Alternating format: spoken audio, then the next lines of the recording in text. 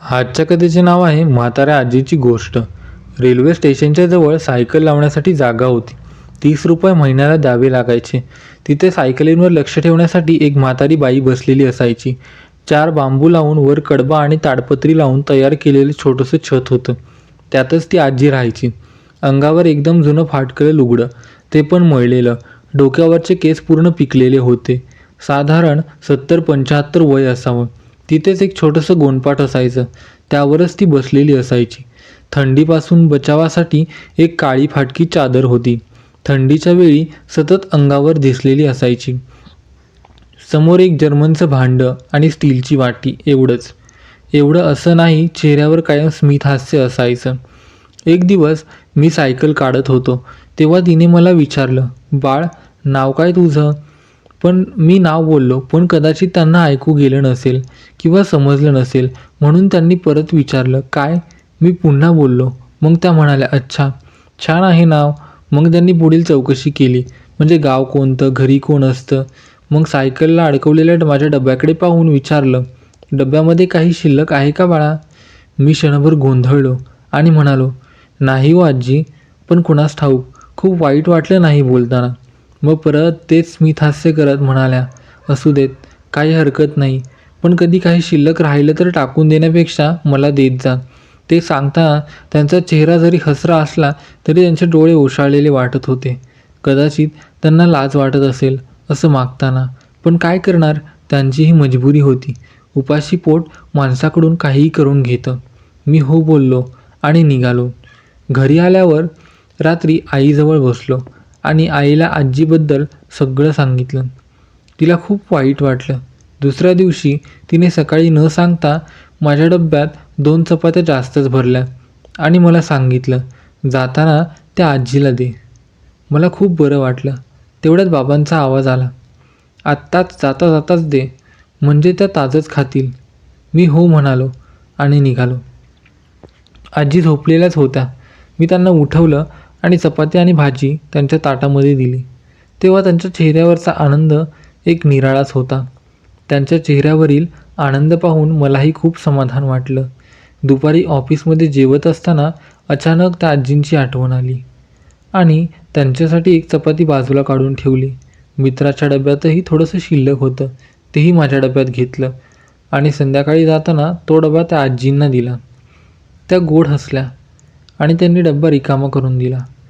त्यातली अर्धी चपाती काढून त्याचे छोटे छोटे तुकडे करून दूर जाऊन पसरून ठेवले आणि त्यांच्या जवळच्या वाटीत थोडंसं पाणी घेऊन तुकड्याजवळ नेऊन ठेवलं. मी त्यांची सगळी हालचाल बघत होतो. जवळ आल्यावर मी त्या आजींना विचारलं, "आजी, काय करत आहे?" त्या म्हणाल्या, "बघ तिकडे." मी तिकडे पाहिलं तर जवळच छोट्या चिमण्या आल्या आणि ते तुकडे खाऊ लागल्या व शेजारच्या वाटीतील पाणीही पिऊ लागल्या. मग एका चिमणीने तो तुकडा उचलला आणि उडून गेली. कदाचित तो तुकडा ती तिच्या भुकेल्या पिल्लासाठी घेऊन गेलेली असेल. त्या दिवशी मला जीवनाचा एक वेगळाच रंग दिसला. मी माझ्या डब्यातला काही घास त्या आजींना दिला होता आणि त्या आजींनी त्यांच्या ताटातला काही घास त्या चिमण्यांना दिला आणि ती चिमणीही तिच्या ताटातला काही घास तिच्या पिल्लासाठी घेऊन गेली. कदाचित हेच जीवन होतं, दुसऱ्यासाठी थोडंसं सुख घेऊन जाणे. 1 वर्षभर हे असंच चालू राहिलं.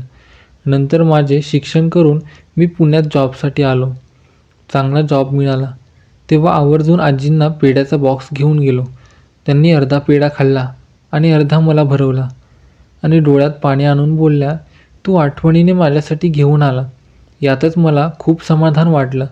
नाहीतर माझा पोटचा पोरगा मला देवदर्शनासाठी घेऊन आला आणि इथेच सोडून गेला. पण कोण, कुठला तू, मला प्रेमाने पेढा दिला, यातच खूप समाधान वाटलं. खूप मोठा हो, साहेब होशील मोठा तू. मी त्यांच्या पाया पडून त्यांचा आशीर्वाद घेतला आणि निघालो. पण तेव्हा एक गोष्ट लक्षात आली की या जगात आशीर्वाद आणि आनंद मिळवणं खूप सोपं आहे. म्हणजे आपण एखाद्याला आनंद दिला की आपल्याला त्याबरोबर आनंद, समाधान आणि आशीर्वाद मिळून जातो. पण आयुष्य संपतं तरी आपण हे सगळं दुसरीकडे शोधत बसलेलो असतो. पुढे वर्ष गेली. माझा जॉब परमनंट झाला. मग मी त्यांना पेढे देण्यासाठी परत तिथे गेलो. पण ते तिथे नव्हत्या. त्यांचे साहित्य पण नव्हते. तिथे फक्त दूर एका जागेवर कोपऱ्यामध्ये एक पडलेली वाटी होती.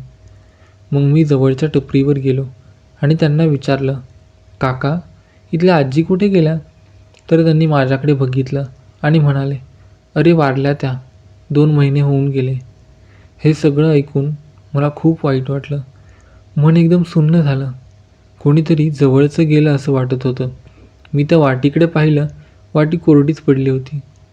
मी माझ्याजवळची पाण्याची बाटली काढली आणि ती वाटी पाण्याने भरली आणि सोबत आणलेला पेढा त्या वाटीजवळ ठेवून दिला आणि निघालो. तिथून जाताना त्यांच्या आठवणींनी जीव अगदी व्याकुळ झाला होता. त्यांना आठवून अक्षरशः रडायलाच येत होतं. आता जाता जाता मी एकदा मागे वळून पाहिलं तर मी ठेवलेल्या पेढ्यावर एक कावळा टोचा मारत होता. ते बघून असं वाटलं की कदाचित मुक्ती मिळाली असेल त्या आजीला. आयुष्यात अशीच काही माणसे भेटतात की ज्यांच्या सहवासात राहून असं वाटतं की त्यांचं आपल्याशी जसं काही जन्माचं नातं आहे. त्या आजींचा तो गोडवा, ती आपुलकी आणि तो साधेपणा मला जीवनात खूप काही शिकवून गेला.